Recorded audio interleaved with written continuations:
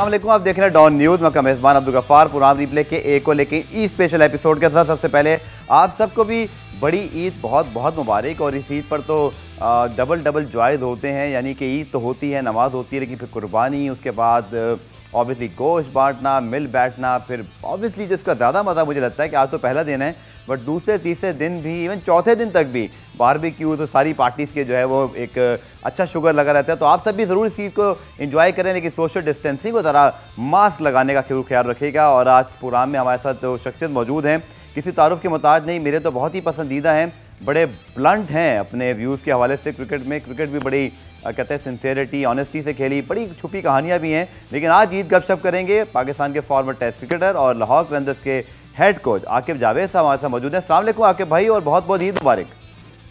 जी आपको भी बहुत ईद मुबारक हो, और जितने भी पाकिस्तानी हैं, मुसलमान हैं पाकिस्तान में, पाकिस्तान से बाहर, उन सबको भी ईद मुबारक।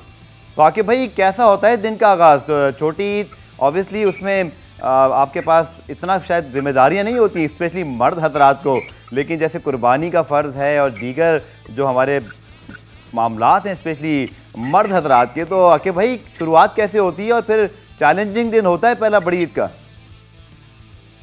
देखिए, वही एक रूटीन की जो लाइफ होती है छोटी ईद में, तो वो बच्चों के लिए बहुत ज़्यादा एक्टिविटीज़ होती हैं, लेकिन इसमें आपको बचपन में ज़्यादा एक्साइटमेंट होती थी, वो बकरे लेके आना और वो उसको घुमाते रहना। अब जरा डिफरेंट, अब बड़े हो गए तो बिल्कुल डिफरेंट तरीके से होती है। फार्म हाउस पे जो है वो कुर्बानी हो जाती है और इस तरह से लोगों में बांट बूट देते हैं। लेकिन बचपन की जो एक्साइटमेंट थी वो डेफिनेटली अब उस तरह से एक्साइटमेंट तो नहीं होती। बच्चे हम रोते भी थे जब कोई बकरे के साथ वो आपका प्यार हो जाता है, तो फिर उसमें भी काफ़ी दुख भी होता था। But I think it's great sacrifice की एक रिचुअल्स हैं जो कि इंसान अपनी कीमती चीज़ को कुर्बान करता है। तो I think it's a good day सारे मुसलमानों के लिए। तो आकिब भाई, क्या पसंदीदा चीज़ होती है कुर्बानी करते हैं? ऑब्वियसली बहुत सारे लोग तो कलीजी खाना खा रहे होते हैं, कुछ लोग इंतज़ार करते हैं, कोई बारबेक्यू तो बाद में बनता है ना, पहले तो हाथ लगी चीज़ है, स्पेशली कलेजी का। तो आपको होता है शौक, बनवाते हैं कोई पसंदीदा कोई चीज़ जिसको बड़े शौक से खाते हैं बड़ी ईद पर? देखिए, उसमें मुझे तो ज़्यादा पसंद इसलिए, मैं तो कितने सालों से वो रोटी और चावल भी नहीं खाता, सिर्फ मीट और वेजिटेबल्स के ऊपर ज़्यादा फोकस रहता है। उसमें वही जो नमकीन गोश्त या बारबेक्यू, इस तरह की मुझे ज़्यादा पसंद है। ठीक है।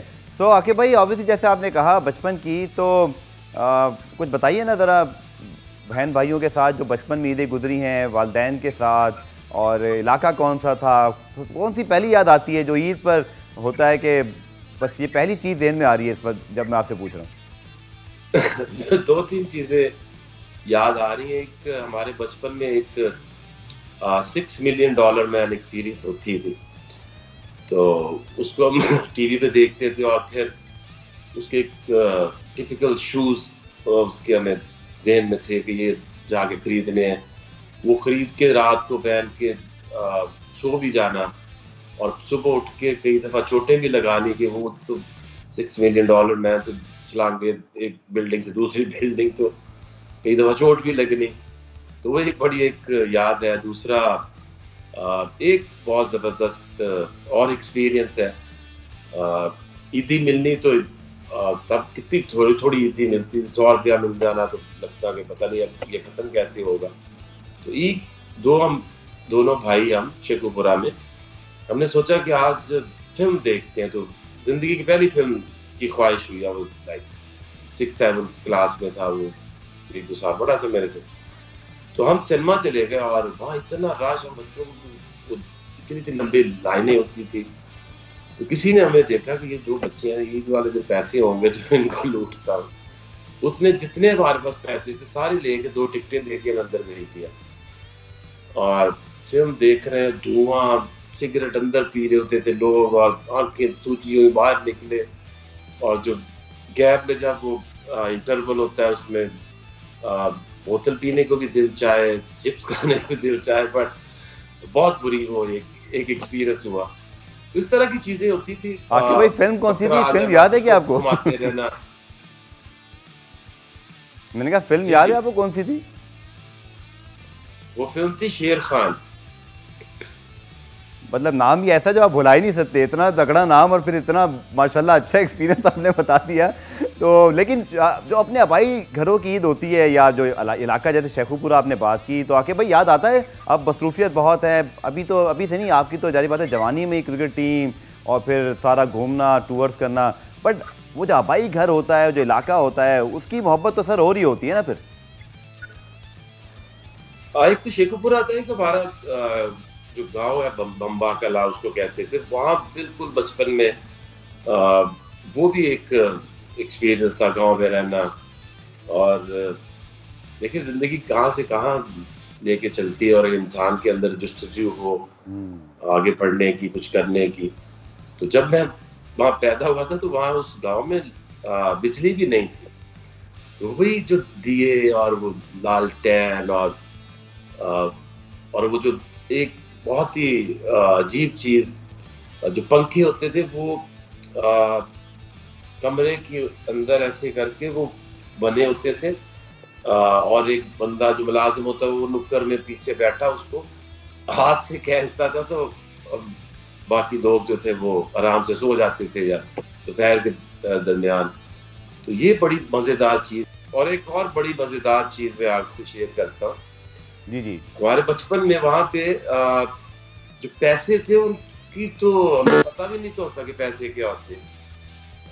फ्रैंकली स्पीकिंग के जो अनाज होता था, लाइक गंदम है, चावल है, वो ऐसे इतने बड़े वो बड़े बड़े सब जो बर्तन से, क्या उनको कहते हैं, भड़ोले से उसमें जी होते जी। थे। ऐसे डालने गंदम, दुकान पे जाना, उसको देख के जो चीज लेनी आप ले लो। तो ये बड़ा एक यूनिक कॉन्सेप्ट था। आपको पैसे की जरूरत ही नहीं है। ठीक है, तो आके भाई इस तरह की शरारतें भी बड़ी होती हैं, जैसे आपने वो सैनमा का किस्सा सुनाया, तो बहुत सारी शरारतें भी हो जाती हैं जिस पे कभी कभी ईद पे कहते हैं ना तनख्वाह, हमारे यहाँ कहते हैं तनख्वाह का मतलब ये है, फैमिली में हम लोग कहते हैं कि थोड़ी मार वार पड़ जाती है। ईद वाले दिन भी तो कोई मार वार खाई, वैसा हो जाता है सर? छोटे बच्चे और शरारती थे आप, या जैसे अभी हैं बड़े सीरियस? और ईद के दिन भी आप, शुक्र है मैं आपको हंसाने पे मजबूर हो गया हूँ ना, पाकिस्तान टीम पे जब हम बात करते हैं तो हार्डली आपके चेहरे पे मुस्कुराहट नहीं आती। परफॉर्मेंस भी माशाल्लाह हमारी कुछ ऐसी ही है आजकल, लेकिन कुछ याद पड़ता है आपको, शरारती थे नहीं थे, क्या होता था? नहीं, बहुत ज्यादा शरारती था।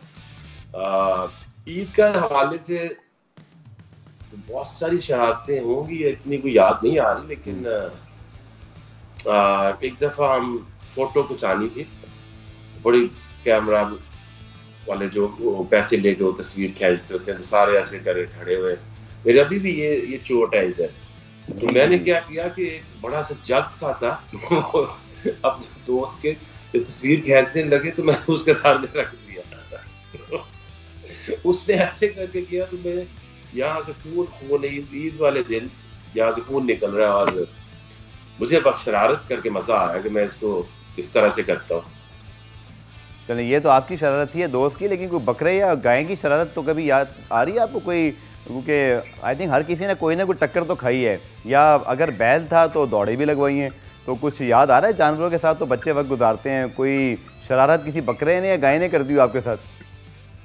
हाँ, एक हमारा वो जो बकरा जो था, तो वो तो बड़े बड़े उसने लोगों के वो टकरे मारी। जरा आपका ध्यान इधर, पीछे से आके मारा, आप उधर उलटबाजियां लग रही है। तो इस तरह से मुझे वो बड़ा खौफनाक लगता था। ये जो गाय और इसकी कुर्बानी है ना, वो बहुत तबाही ले आती है टाइम्स, वो ज्यादा चोटें लगाती है। वो उनको किस तरह से वो टैकल करते हैं, किस तरह से पकड़ते हैं।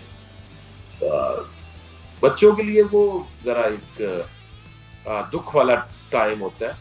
उनका इंटरेस्ट तो ये होता है कि उसको घास डाल लें, उसको बाहर फेरे, लोगों को बताते हैं देखो हमारा बकरा कितना खूबसूरत है। लेकिन कुर्बानी वाले दिन वो बच्चों के लिए it's not pleasing to the eyes, वो दुख होता है उस दिन। बिल्कुल, बच्चे छुप जाते हैं या उनको छुपाना पड़ जाता है, तो बच्चों की मोहब्बत बहरहाल अपने जानवर से हो जाती है। आकिब जावेद हमारे साथ मौजूद हैं, प्रोग्राम में ब्रेक शामिल करते हैं, मिलते हैं इस शॉर्ट ब्रेक के बाद।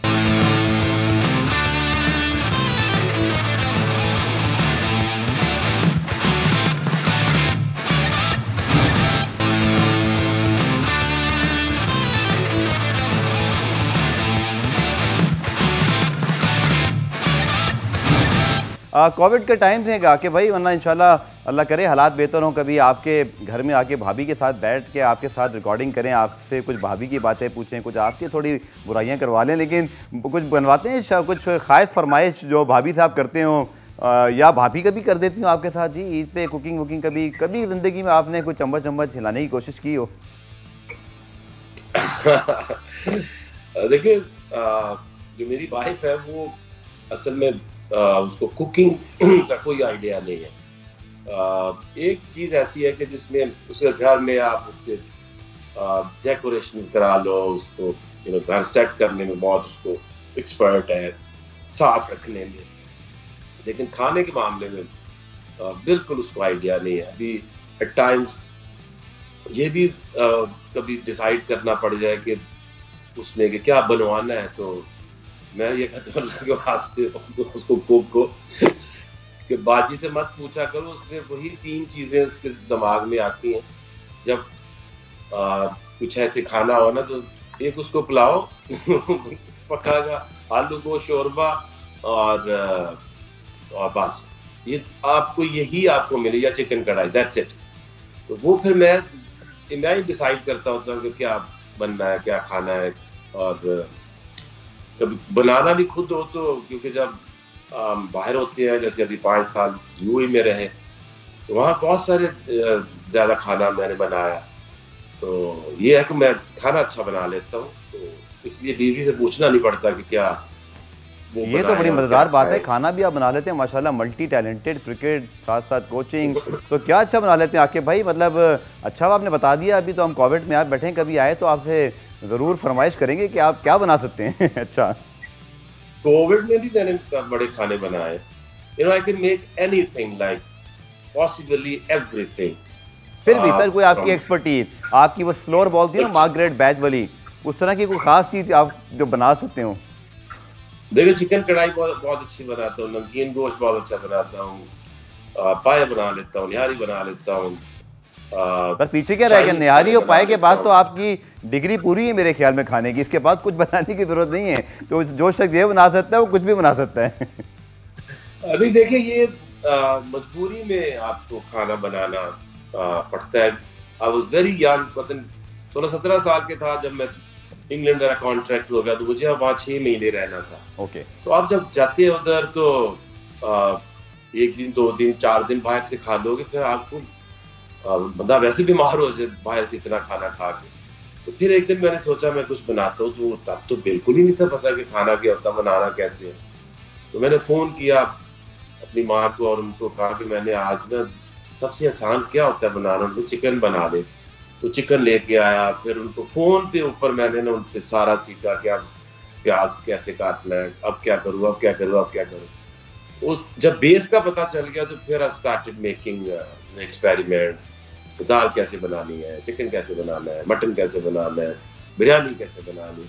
तो तब से मुझे ये खाना बनाना आया, फिर इसमें मुझे मज़ा भी आता है। It's very soothing, very relaxing for your mind. You go in their, kitchen में हो आप सिर्फ उसके ऊपर कॉन्सेंट्रेट कर रहे हो, तो अच्छा लगता है, मुझे अच्छा लगता है। तो आकिब भाई, आपकी जो माशाल्लाह इतनी लंबी डिश आपने लिस्ट गिनवा दी, तो मुझे लगता है उल्टा होता होगा, भाभी की आपने बता दी है कि 2-3 उनको चीज़ें पता हैं बस, तो मेरे ख्याल में वही आपसे फरमाइश करती होंगी कभी कभी। नहीं, खाने का डिसाइड भी मैं नहीं करना होता, कहते मुझे मेरा ध्यान ही नहीं इस तरफ जाता। सो तुम खुद ही फैसला करो, जो बस बनवा लो। तो खाना मैं ही ऑर्डर करता हूँ घर में भी, और मोस्टली रेस्टोरेंट्स में जाके भी। तो ये मुझे करना पड़ता है। पाकिस्तान के former test cricketer Aaqib Javed हमारे साथ मौजूद है, ईद के हवाले से गपशप हो रही है। मिलते हैं इस शॉर्ट ब्रेक के बाद।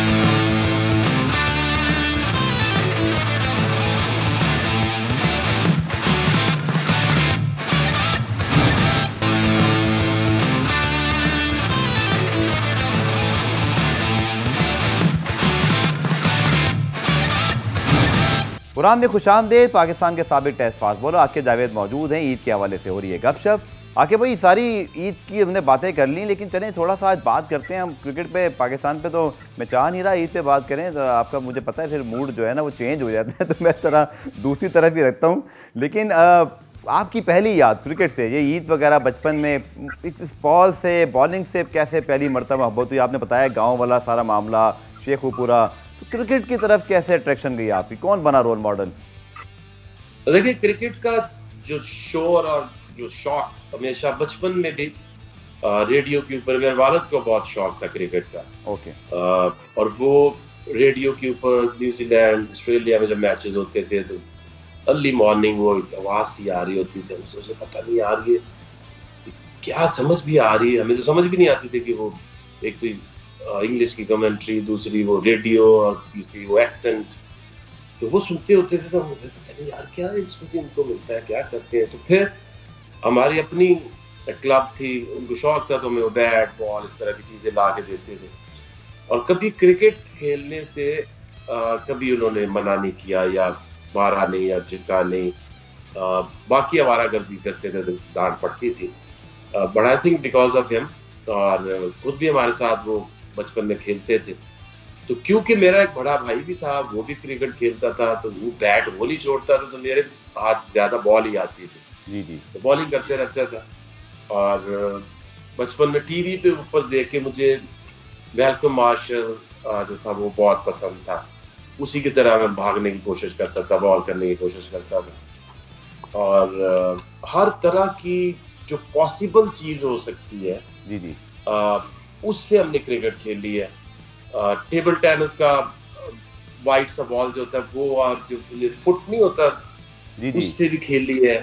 और पता नहीं सारा दिन यही चलता रहता था। कभी आगे भाई आपका जो इतना खूबसूरत बॉलिंग एक्शन है, ये बड़े रेयर बॉलिंग एक्शन में से है, क्योंकि इतना आसान लगता है। मैं भी, मुझे याद है बचपन में आपका बॉलिंग एक्शन से गेंद करते थे ना, लगता है ये सबसे आसान बॉलिंग एक्शन है, लेकिन इस बॉलिंग एक्शन से गेंद को कंट्रोल करना या आउट करना इतना आसान नहीं था। मतलब ये कोई जोर लगाने वाला एक्शन नहीं है जैसे वकार यूनुस, शेब अख्तर।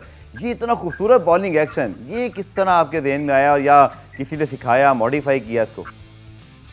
कोई नहीं, पता ही नहीं था, क्योंकि शेखुपुरा में तो ऐसा कभी किसी ने सोचा भी नहीं होगा कि पाकिस्तानी टीम तक कोई जा सकता है। तो आई वाज लकी, नेचुरली था। और मैंने जो क्रिकेट है वो हार्ड बॉल से शुरू भी मैंने की, कोई 9th में 10th में असल में की। और मैं विद इन 2 years में अंडर 19 के साथ ऑस्ट्रेलिया चला गया और फिर पाकिस्तानी टीम में उसी साल आ गया। आई थिंक नेचुरल था सारा, ऑल नेचुरल। और मैंने सीखा खुद ही। और एक दफ़ा सीखा, फिर मुझे कभी ज़िंदगी में एक्यूरेसी की प्रॉब्लम नहीं हुई। वो इस तरह से मैं इस चीज़ को मैंने लिया कि मैं क्लब में जाता था, उन्होंने मुझे एक मैच खिला दिया, तो अब मुझे उन्होंने ओवर दिया नया बॉल से, तो मेरा ओवर ही ख़त्म ना हो, वाइड पे वाइड होती जाए। उन्होंने मुझे कहा कि खुदा के वास्ते ऑफ स्पिन नहीं फेंक, तुम्हारा तो ओवर शाम तक नहीं खत्म हो रहा। मैंने कहा नहीं, तेज ही कराऊंगा। तो पता नहीं 16 बॉलों को ओवर फिर उन्होंने मुझे नहीं दिया, तो बड़ी बेइज्जती हुई।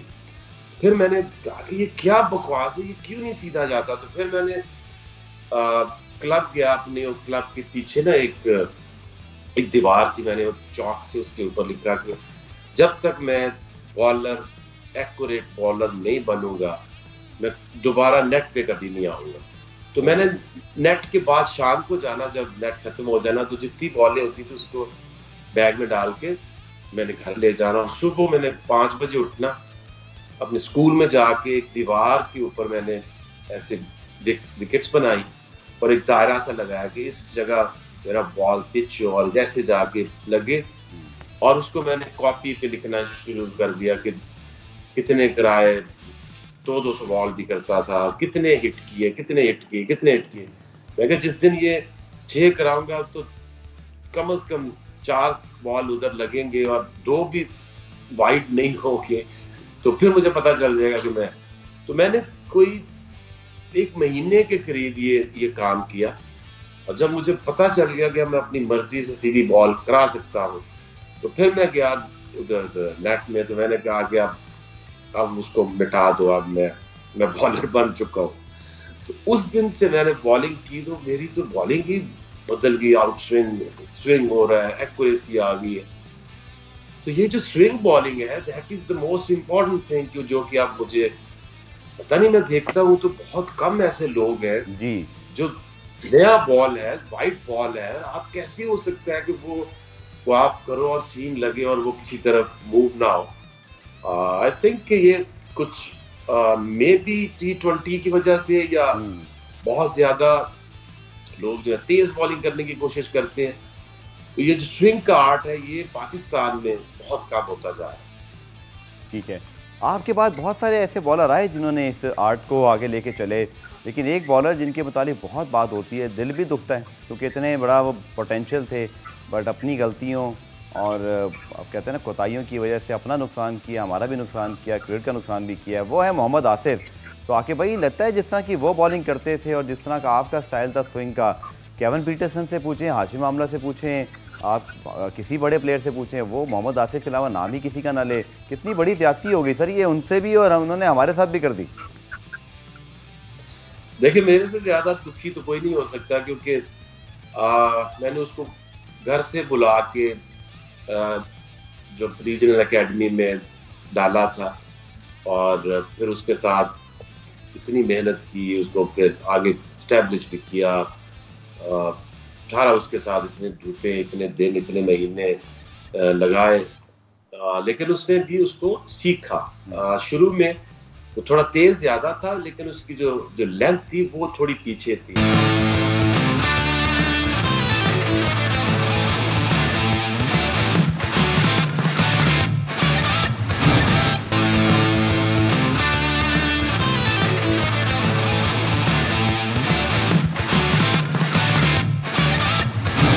कुछ इंटरनेशनल क्रिकेट की आखिर में बात करते हैं। आके भाई आईसीसी ने ईद से पहले अनाउंसमेंट की थी वर्ल्ड T20 में पाकिस्तान इंडिया एक ग्रुप में। पता नहीं भाई अच्छी खबर है कि बुरी खबर है, इसको मुझे नहीं पता, क्योंकि वर्ल्ड कप में हम उन्हें हरा तो नहीं पाते, लेकिन वर्ल्ड T20 है और यूएई में हो रहा है इस बार। तो आप क्या समझते हैं, पाकिस्तान इंडिया सेम ग्रुप में है इस बार? अमूमन ऐसा होता भी है, और क्योंकि देखिए शुरू में लोग इस तरह से करते थे कि जब पाकिस्तान की टीम मजबूत होती थी और वो सोचते थे कि दो पूल्स रखे, पाकिस्तान का कोई सेमीफाइनल या कोई फाइनल इस तरह का आ जाए। लेकिन अब दोनों पूल कहेंगे चलो और कुछ नहीं तो अगर पाकिस्तान ऊपर नहीं भी आता तो एक पूल में तो मैचेस पाकिस्तान इंडिया के होंगे। और जितनी आजकल फिर टेंशन है इंडिया पाकिस्तान की, तो पाकिस्तान इंडिया के मैच की तो बात ही कुछ और है। बट जो प्रिपरेशन हम अभी तक देख रहे हैं वो कुछ ज़्यादा अच्छी नहीं है, क्योंकि हमें यही नहीं पता कि हमारे 7-8 प्लेयर तो पक्के होते हैं जिंदगी में, एक आधी चेंजेस होती है, लेकिन ये ऐसी टीम रिपीटेडली हो रही है कि सिर्फ 4-5 प्लेयर कंफर्म है, बाकी पता नहीं कौन है, कभी कोई आ जाता है, कभी कोई आ जाता है। और अनफॉर्चुनेटली जो मुझे सबसे बुरी चीज लग रही है कि लोग जो है वो किसी और सतह पे रह के सोच रहे हैं फिटनेस के लेवल्स और स्ट्राइक रेट्स कितना रखना है। हम फिर शर्जील जैसे, आजम खान जैसे, शोहेब जैसे फील्डर, इस तरह के फिटनेस वाले लोग हम फिर दोबारा से रिपीट कर रहे हैं, तो this is not very promising. ICC world T20 आके भाई हो रहा है यूएई के अंदर, और अब ऑब्वियसली ये विकेटें जो है वो पाकिस्तान, इंडिया या एशियन ममालिक को सूट करती हैं, बट आईपीएल भी उससे पहले हो रहा होगा, सारे फॉरेन प्लेयर्स भी खेल रहे होंगे। क्या लगता है इस कंडीशंस का किसको फ़ायदा हो रहा है, या इक्वल फील्ड होगा? देखिए, अगर आप अब ऑस्ट्रेलिया को या इंग्लैंड को या न्यूजीलैंड को देखें तो अब उनकी पिचेस उस तरह की नहीं रही। हाँ, इंग्लैंड में एट टाइम्स ओवरकास्ट जब होता है, जब वेट आती है कंडीशन, तो बॉल नो डाउट के हिलता है और स्विंग भी होता है। लेकिन अगर आप इसको इस तरह से देखें कि जितने भी यूएई में PSL के इवेंट्स हुए हैं, उनमें जितने भी गोरे या ऑस्ट्रेलियंस या न्यूजीलैंडर्स या इंग्लिश प्लेयर्स, उन बैट्समैनों ने पाकिस्तानी बैट्समैनों से हमेशा अच्छी परफॉर्मेंस दी है। ठीक है, तो पाकिस्तान में ओवरऑल जो बैटिंग का टैलेंट है, क्योंकि मैं तो ग्रास रूट पे जितना मैं 4-5 साल से खबर रहा हूँ, उससे पहले भी अकेडमी थी, तो नीचे बहुत बुरा हाल है। अब ये अभी समझ नहीं आ रही लोगों को, और वो आंखें बंद करके बैठे हैं, बट नीचे बहुत बुरा हाल है, ना कोई क्लब है ना कोई स्कूल क्रिकेट है। अब ये हॉकी की तरफ मैं इशारा इसलिए कर रहा हूँ कि शायद किसी को समझ आ जाए और सोचेंगे कैसे बचाना है इसको।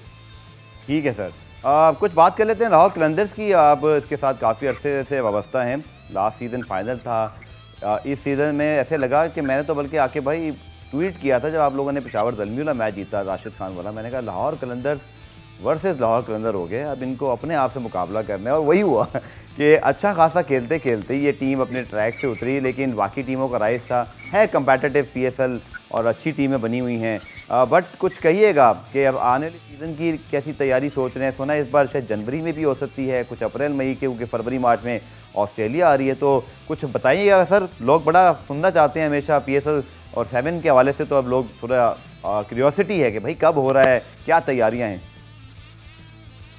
देखिए अभी तो डिपेंड ये करता है ना कि अभी तो ड्राफ्ट अनाउंस होगा, कौन से प्लेयर्स आएंगे टीम में। तो एक टीम तो आप रख नहीं सकते, 8 से ज्यादा आप रिटेन नहीं कर सकते प्लेयर। और हमारे लिए काफी मुश्किल होगा, क्योंकि जितनी जबरदस्त हमने टीम बना दी थी, इससे मजबूत टीम हमारी आज तक नहीं बनी, और PSL में भी इतनी स्ट्रॉन्ग टीम कोई कम ही बनी होगी, जिसकी बॉलिंग जो है वो इंटरनेशनल टीमों से भी टाइम मुझे अच्छी लगती थी। बैटिंग में भी अगर आप देखें तो पाकिस्तान के जितने भी 3-4 प्लेयर हैं जो टॉप परफॉर्मर्स हैं, उसमें फकर आता है, उसमें हफीज आता है, बेन डंक है। अगर यंग बैट्समैनों की बात करें तो आगा सलमान था, जिशान अशरफ था, सुहेल अख्तर जी। तो मेरी वजह से ज्यादा लोग उसको क्रिटिसाइज करते हैं, लेकिन उसकी कप्तानी को भी लेके करते हैं, but ratio wise is still the best PSL की हिस्ट्री का कैप्टन। राशिद खान जैसा बॉलर, फॉल्कनर जैसा, टिम डेविड जैसा टैलेंट, हारिस राव, शाहीन, तो क्या चाहिए आपको किसी टीम को जीतने के लिए? और आपने 6 में से 5 मैच जीत लिए, लेकिन बाद में 30 इनिंग्स खेली हैं हमारे बैट्समैनों ने इस लेग, अबू धाबी लेग में, और 1 नहीं किसी ने किया। तो फिर जाहिर है कि जो इस तरह की बैटिंग परफॉर्मेंसेस देंगे तो डेफिनेटली वो टीम तो नहीं डिजर्व करती कि वो जीते। तो लेट्स सी, अभी देखते हैं कि किनको हमने रिटेन करना है और क्या आगे स्ट्रेटजी बनाते हैं। एक आखिरी सवाल के लोग थोड़ा सा जो है ना कि भाई तनकीद करते हैं, मेरे ख्याल में तो सिर्फ PSL पर तनकीद करना ठीक नहीं है। PSL is like a knife, आप चाहे तो इसे सेब काट लें, चाहे खुदा ना खास्ता कोई ऐसा काम कर लें जिससे किसी को नुकसान पहुंचे। तो PSL तो इटसेल्फ पाकिस्तान क्रिकेट के लिए एक बहुत बड़ा फ्रूट है, लेकिन अगर आप इससे सिलेक्शन कर लेंगे वनडे की, इससे सिलेक्शन कर लेंगे टेस्ट की। अब हारिस रऊफ आपकी दरियाफ्त है, लेकिन मैं आपसे भी पूछूंगा कि क्या हारिस रऊफ को टेस्ट स्क्वाड में 3 फर्स्ट क्लास मैचेस पर डालना हारिस रऊफ के साथ अच्छाई है कि बुराई है? आपकी क्या राय है? हम PSL का सही इस्तेमाल कर पा रहे हैं? सिलेक्टर्स के तौर पे मैं बात कर रहा हूँ, या हमारा जो क्रिकेट बोर्ड है? आप फ्रेंचाइज तो अपना काम कर रहे हैं। देखिए इसमें 2-3 चीजें हैं जो कि देखिए IPL को सही मायनों में इंडिया को उसका फायदा हुआ, उनके प्लेयर्स को फायदा हुआ। They didn't get carried away with IPL performances। हमारे यहाँ प्रॉब्लम ये है कि हम डोमेस्टिक खराब जो आता है उसको खराब कभी तोड़ देते, कभी मरोड़ देते हैं। तो आज जो सिस्टम बना इससे बुरा तो आज तक ना था ना हो सकता, क्योंकि प्लेयर्स को खेलने के लिए ना कोई जगह है, ना कोई फॉर्मेट है, ना कोई चीज है। 6 टीमें, उसमें से क्या आप निकाल लोगे? और जिस तरह की सिलेक्शंस होती हैं, जो सिलेक्टर्स हैं उनके लिए बड़ा आसान होता है। PSL में देखें जो परफॉर्मेंस है, क्योंकि वो हाइप क्रिएट होती है और वो कैरीड अवे हो जाते हैं, जिससे हमें आज तक स्वाय नुकसान के कुछ नहीं मिला। और ये जो टीम इन्होंने सिलेक्ट भी की है, ये इंडिकेट करती है कि it just goes for famous फैसले। नहीं तो एक टीम के अंदर 4 ओपनर्स कैसे कुछ सिलेक्ट कर सकता है, जिसमें आपके रिजवान है, उसमें आपके बाबर आजम है, फखर जमान है, शर्जील खान है, एक वक्त में हफीज और हैदर भी थे, तो 6 हो गए। हाँ, हफीज है, उसके बाद सोहेब है, उसको 3 नंबर पे उसने स्कोर किया है PSL के अंदर, और आप उसको खिलाएंगे 6 नंबर। तो क्या मतलब कि उसकी कहाँ आपने देखा कि वो फिनिशिंग रोल उसने कभी अदा किया या तय किया है।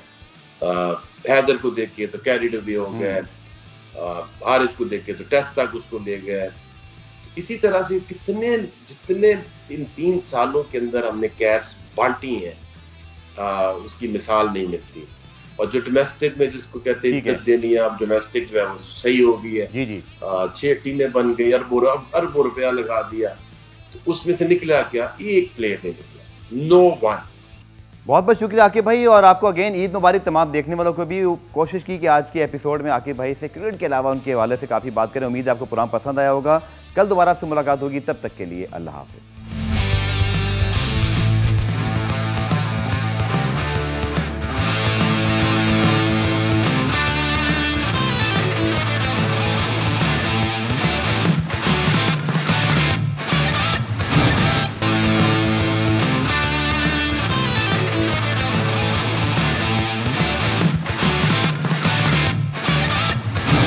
कुछ इंटरनेशनल क्रिकेट के आखिर में बात करते हैं आके भाई। आईसीसी ने ईद से पहले अनाउंसमेंट की थी वर्ल्ड T20 में पाकिस्तान इंडिया एक ग्रुप में। पता नहीं भाई अच्छी खबर है कि बुरी खबर है, इसको मुझे नहीं पता, क्योंकि वर्ल्ड कप में हम उन्हें हरा तो नहीं पाते, लेकिन वर्ल्ड T20 है और यूएई में हो रहा है इस बार। तो आप क्या समझते हैं, पाकिस्तान इंडिया सेम ग्रुप में है इस बार?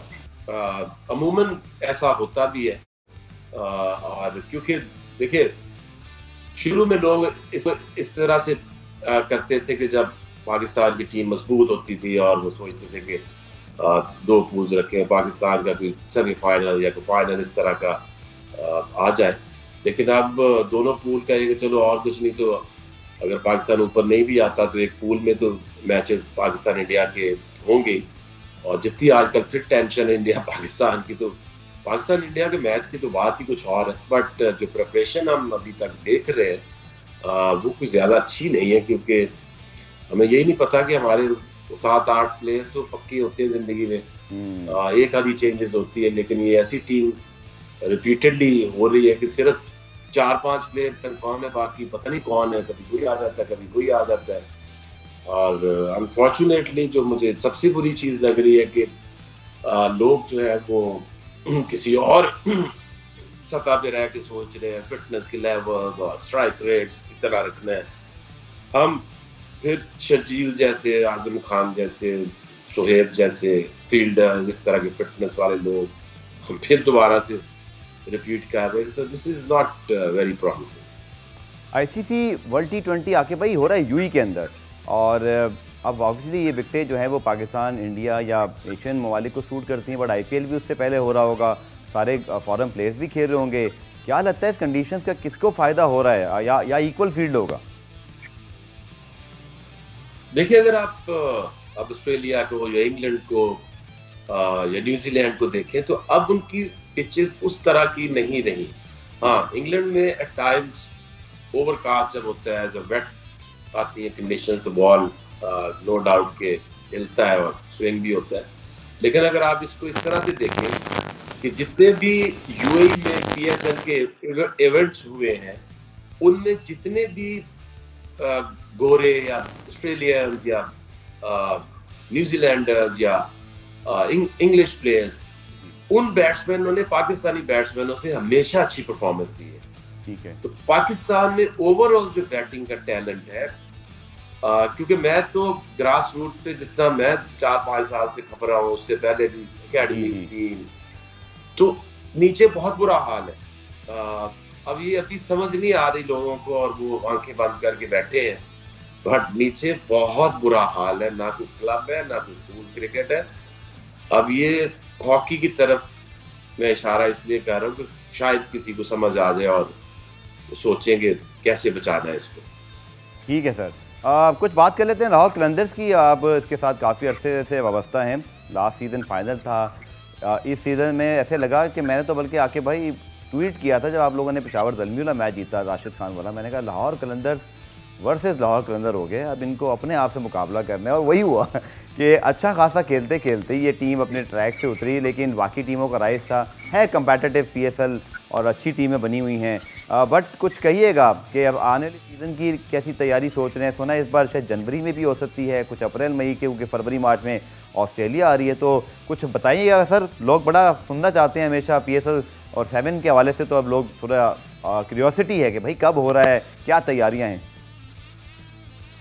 देखिए अभी तो डिपेंड ये करता है ना कि अभी तो ड्राफ्ट अनाउंस होगा, कौन से प्लेयर्स आएंगे टीम में। तो एक टीम तो आप रख नहीं सकते, 8 से ज्यादा आप रिटेन नहीं कर सकते प्लेयर। और हमारे लिए काफी मुश्किल होगा क्योंकि जितनी जबरदस्त हमने टीम बना दी थी, इससे मजबूत टीम हमारी आज तक नहीं बनी, और पीएसएल में भी इतनी स्ट्रॉन्ग टीम कोई कम ही बनी होगी जिसकी बॉलिंग जो है वो इंटरनेशनल टीमों से भी टाइम मुझे अच्छी लगती थी। बैटिंग में भी अगर आप देखें तो पाकिस्तान के जितने भी 3-4 प्लेयर हैं जो टॉप परफॉर्मर्स हैं, उसमें फखर आता है, उसमें हफीज आता है, बेन डंक है। अगर यंग बैट्समैनों की बात करें तो आगा सलमान था, जिशान अशरफ था, सुहेल अख्तर जी। तो मेरी वजह से ज्यादा लोग उसको क्रिटिसाइज करते हैं, लेकिन उसकी कप्तानी को भी लेके करते हैं, but ratio wise is still the best PSL की हिस्ट्री का कैप्टन। राशिद खान जैसा बॉलर, फॉल्कनर जैसा, टिम डेविड जैसा टैलेंट, हारिस राव, शाहीन, तो क्या चाहिए आपको किसी टीम को जीतने के लिए? और आपने 6 में से 5 मैच जीत लिए, लेकिन बाद में 30 इनिंग्स खेली हैं हमारे बैट्समैनों ने इस लेग, अबू धाबी लेग में, और 1 50 नहीं किसी ने किया। तो फिर जाहिर है कि जो इस तरह की बैटिंग परफॉर्मेंसेस देंगे तो डेफिनेटली वो टीम तो नहीं डिजर्व करती कि वो जीते। तो लेट्स सी, अभी देखते हैं कि किनको हमने रिटेन करना है और क्या आगे स्ट्रेटजी बनाते हैं। एक आखिरी सवाल कि लोग थोड़ा सा जो है ना कि भाई तनकीद करते हैं, मेरे ख्याल में तो सिर्फ पीएसएल पर तनकीद करना ठीक नहीं है। PSL is like a knife, आप चाहे तो इससे सेब काट लें, चाहे खुदा ना खास्ता कोई ऐसा काम कर लें जिससे किसी को नुकसान पहुंचे। तो पीएसएल तो इटसेल्फ पाकिस्तान क्रिकेट के लिए एक बहुत बड़ा फ्रूट है, लेकिन अगर आप इससे सिलेक्शन कर लेंगे वनडे की, इससे सिलेक्शन कर लेंगे टेस्ट की। अब हारिस रऊफ़ आपकी दरियाफ्त है, लेकिन मैं आपसे भी पूछूंगा कि क्या हारिस रऊफ़ को टेस्ट स्क्वाड में 3 फर्स्ट क्लास मैचेस पर डालना हारिस रऊफ़ के साथ अच्छाई है कि बुराई है? आपकी क्या राय है? हम पीएसएल का सही इस्तेमाल कर पा रहे हैं? सिलेक्टर्स के तौर पे मैं बात कर रहा हूँ, या हमारा जो क्रिकेट बोर्ड है, आप फ्रेंचाइज तो अपना काम कर रहे हैं। देखिए इसमें 2-3 चीजें हैं जो कि देखिए आईपीएल को सही मायनों में इंडिया को उसका फायदा हुआ, उनके प्लेयर्स को फायदा हुआ। They didn't get carried away with IPL performances। हमारे यहाँ प्रॉब्लम ये है कि हम डोमेस्टिक खराब जो आता है उसको खराब कभी तोड़ देते हैं, कभी मरोड़ देते हैं। तो आज जो सिस्टम बना है इससे बुरा तो आज तक ना था ना हो सकता, क्योंकि प्लेयर्स को खेलने के लिए ना कोई जगह है, ना कोई फॉर्मेट है, ना कोई चीज है। 6 टीमें, उसमें से क्या आप निकाल लोगे? और जिस तरह की सिलेक्शंस होती हैं, जो सिलेक्टर्स हैं उनके लिए बड़ा आसान होता है। पीएसएल में देखें जो परफॉर्मेंस है, क्योंकि वो हाइप क्रिएट होती है और वो कैरीड अवे हो जाते हैं, और जिससे हमें आज तक स्वाय नुकसान के कुछ नहीं मिला। और ये जो टीम इन्होंने सिलेक्ट भी की है, ये इंडिकेट करती है कि it just goes for famous फैसले। नहीं तो एक टीम के अंदर 4 ओपनर्स कैसे कुछ सिलेक्ट कर सकता है, जिसमें आपके रिजवान है, उसमें आपके बाबर आजम है, फखर जमान है, शर्जील खान है, एक वक्त में हफीज और हैदर भी थे, तो 6 हो गए। हाँ, हफीज है, उसके बाद सोहेब है, उसको 3 नंबर पे उसने स्कोर किया है पीएसएल के अंदर, और आप उसको खिलाएंगे 6 नंबर। तो क्या मतलब कि उसकी कहाँ आपने देखा कि वो फिनिशिंग रोल उसने कभी अदा किया या तय किया है? हैदर को देख के तो कैरिड अवे हो गए, हारिस को देख के तो टेस्ट तक उसको ले गए। इसी तरह से जितने इन 3 सालों के अंदर हमने कैप्स बांटी हैं, उसकी मिसाल नहीं मिलती। और जो डोमेस्टिक में जिसको कहते हैं इज्जत देनी है, अब डोमेस्टिक जो है वो सही हो गई है। जी। 6 टीमें बन गई, अरबों रुपया लगा दिया, तो उसमें से निकला क्या? एक प्लेयर नहीं निकला, नो वन।